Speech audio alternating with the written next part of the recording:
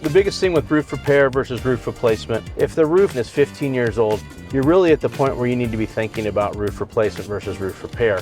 Are the shingles still performing? Are they going to protect what's underneath it? Was it done to the current standards with ice and water and underlayment, or was it just a roof the builder put on with 15-pound felt and the cheapest shingles they could find? We're going to go look at a Malarkey Vista AR roof. So the roof we're replacing was at age. It had gone through a number of years of storms and just wear and tear.